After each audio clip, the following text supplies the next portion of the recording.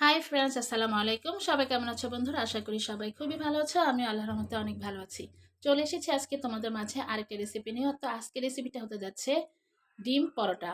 তো ডিম পরোটা কিভাবে করলাম সেটা তোমাদের সাথে শেয়ার করছি বন্ধুরা। তো ফার্স্ট আমি কি করেছি, পেঁয়াজ কাঁচামরিচটা কেটে নিয়েছি, তারপর ওখানে লবণ দিয়েছি, একটা একটা ডিম দিয়েছি, আর হচ্ছে তোমার সয়াবিন তেল দিয়েছি 1 চামচ পরিমাণ। তো দিয়ে সবটা চামচ দিয়ে ঘুটিয়ে নিয়েছি ভালো করে। মিক্সড করে নেওয়ার পরে আমি এখানে আটা দিয়ে দিয়েছি বন্ধুরা। আটা দিয়ে ভালো করে হাত দিয়ে মিক্সড করে নিয়েছি।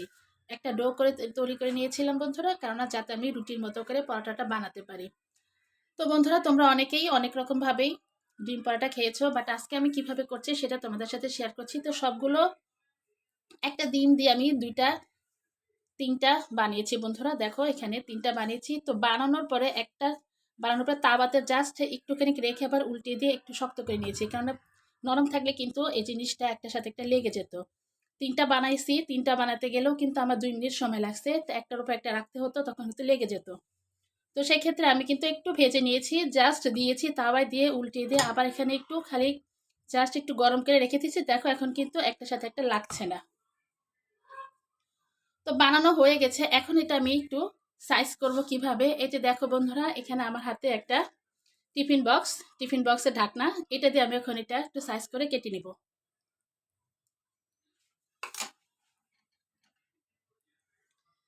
চারপাশটা একটু দেখে নিলাম যাতে মাঝখান বরাবর কাটাটা হয়, যাতে সাইডে না যায়।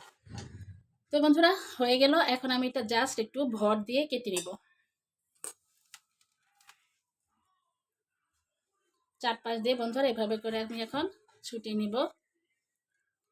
বন্ধুরা, এখানে কাঁচামরিচ পেঁয়াজটা আমি আলাদাভাবে দিয়ে করেছি। তোমরা যারা খেয়েছো আমিও দেখেছি, অনেকেই পরোটা ভাজার সময় ডিমটা এইভাবে করে পেঁয়াজ কাঁচামরিচের সাথে উপর দিয়ে দাও, বাট আজকে আমি রুটির মতো করে ফেলেছি। কিভাবে করেছি তোমাদের সাথে দেখালাম। রুটিটাও বানিয়েছি, জাস্ট এখন এটা উপরে উঠাবো।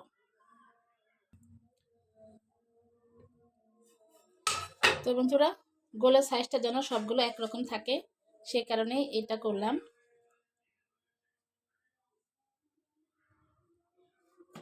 তো এখন এটা ভেজে নেওয়ার পালা বন্ধুরা, ভেজে নিব।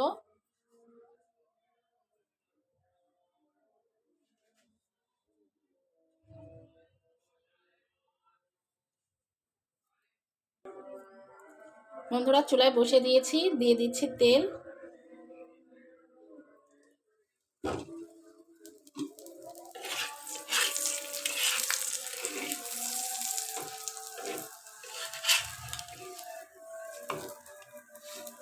এভাবে সম্পূর্ণটা ভালোভাবে তেলে ভেজে নেব বন্ধুরা।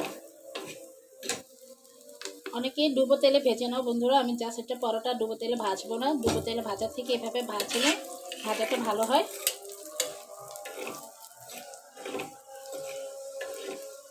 তো ভাজার ক্ষেত্রে বন্ধুরা খেয়াল রাখতে হবে, এক পিঠ বেশিক্ষণ রাখা যাবে না। একটু পরপর খাই উল্টে দিতে হবে, যাতে 2 পিঠ ভাজার কালারটা খুব সুন্দর আসে। তো এভাবে করে তিনটায় ভেজে নিব বন্ধুরা। তারপর ফিরে আসছি তোমাদের মাঝে। অবশ্যই ভিডিওটা পুরো দেখবে। যদি ভালো লাগে বন্ধুরা রেসিপিটা, অবশ্যই একটা লাইক দিয়ে দিও, আর অবশ্যই আমার চ্যানেলটাকে সাবস্ক্রাইব করার পাশে বন্ধু থেকে যেও। তো বন্ধুরা, বানিয়ে ফেলেছি আজকের ডিম পরোটা তোমাদের দেখালাম কেমন করে বানিয়েছি। তো তোমাদের যদি এরকম খেতে মন চায় হঠাৎ করে, তোমরা কিন্তু এভাবে খুব ইজিভাবে বানিয়ে ফেলতে পারো ডিম পরোটা। তো আজকে ডিম পরোটা আমি তোমাদেরকে বানিয়ে দেখালাম।